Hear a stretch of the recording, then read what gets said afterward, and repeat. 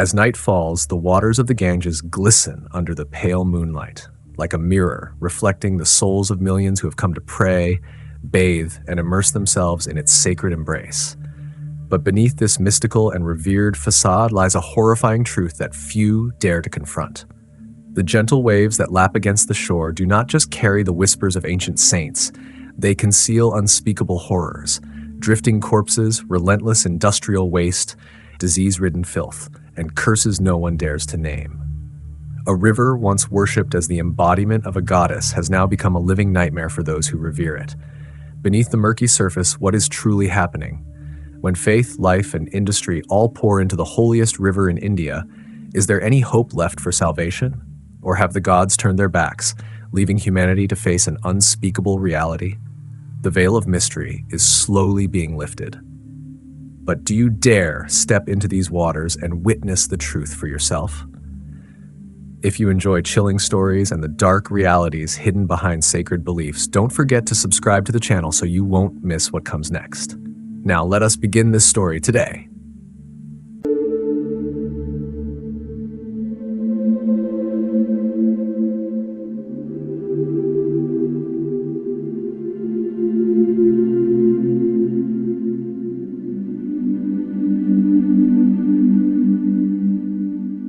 This is a bottle of water taken from the Ganges, the most sacred river in India.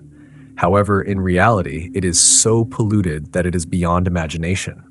In just 100 milliliters of this water, the number of E. coli bacteria reaches approximately 100 million. To put this into perspective, instead of comparing it to drinking water standards, let's compare it to the agricultural water standard in China, which allows only 4,000 bacteria per 100 milliliters. The Ganges water exceeds this by a staggering 25,000 times.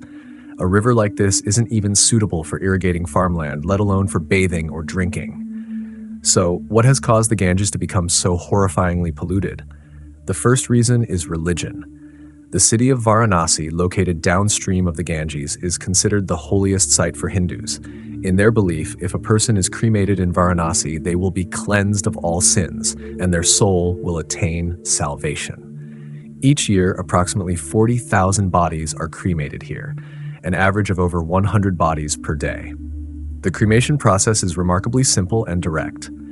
On the banks of the Ganges, wood is stacked, the body is placed on top, a bit of ghee is added to aid combustion, and then the pyre is set ablaze. This process lasts about 3 hours. Once mostly burned, the ashes and remaining charcoal are thrown into the river. Then, the next body is placed on the pyre. However, not every family can afford enough wood for a full cremation, so many half-burnt bodies are still discarded into the river. Poorer families cannot even afford firewood at all. They simply throw the entire body directly into the river. Pregnant women and children, who are traditionally not cremated, are tied to stones and sunk to the riverbed. Imagine the scene: ashes, half-burnt charcoal, ghee, offerings, and decomposing corpses floating throughout the river. This is why Varanasi has become the most severely polluted section of the Ganges.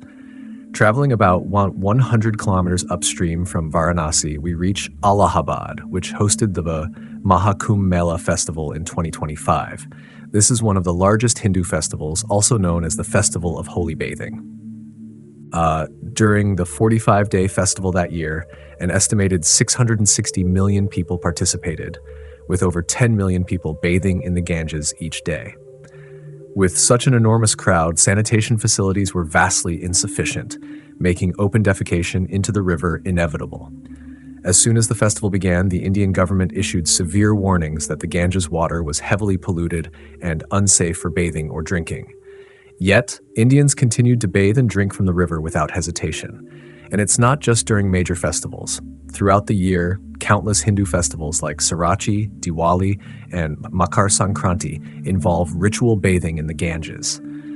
Even when no festivals are taking place, thousands of people visit the river daily for prayers, bringing offerings of food, flowers, and plastic items to float downstream. As a result, the amount of solid waste in the water is overwhelming. The second major cause of pollution is household waste. The Ganges passes through 197 cities, each with a population of over 50,000 people, and supplies water to 500 million Indians. About 70% of urban household waste is dumped directly into the river without treatment. Two of the most common pollutants are human waste and household detergents. Every day, millions of liters of sewage flow into the river, turning it into a gigantic toilet bowl. On top of that, shampoos, dishwashing liquids, laundry detergents, and other chemicals destroy the aquatic ecosystem, damage fish gills, and cause toxic algae blooms. White foam covers the river's surface, while mass fish deaths occur due to oxygen depletion. Even worse, wastewater contains antibiotic-resistant superbugs, making waterborne diseases more difficult to treat.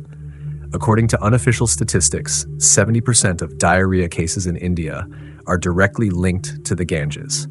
Every year, 600,000 people die from waterborne illnesses, many of them children. The third cause of pollution is industrial waste. Over the past 50 years, thousands of factories have been built along the Ganges, particularly tanneries, thermal power plants, chemical plants, textile mills, and crematoriums.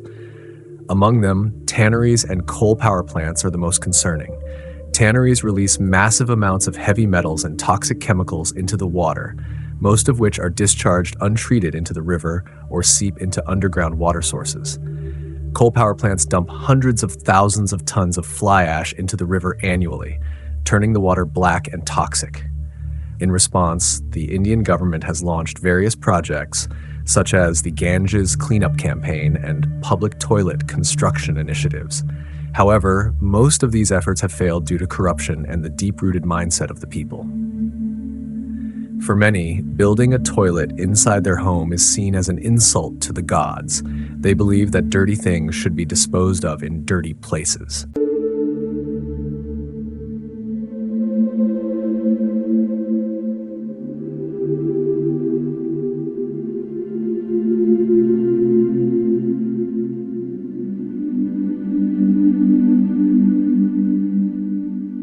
What you have just witnessed is only a fragment of the horrifying truth that engulfs this sacred river. But this is not the end. It is only the beginning of the mysteries yet to be unveiled. The Ganges continues to flow, carrying not only the echoes of the past, but also ominous warnings for the future. Can humanity save this river, or will it forever be swallowed by the darkness of pollution, faith, and unspeakable secrets? The answers are still waiting to be uncovered. Make sure to subscribe to the channel and turn on notifications so you won't miss the upcoming videos, where we will continue to lift the veil on the terrifying truths hidden beneath these sacred waters. Get ready. What's coming next is even more frightening than you can imagine. See you in the next story.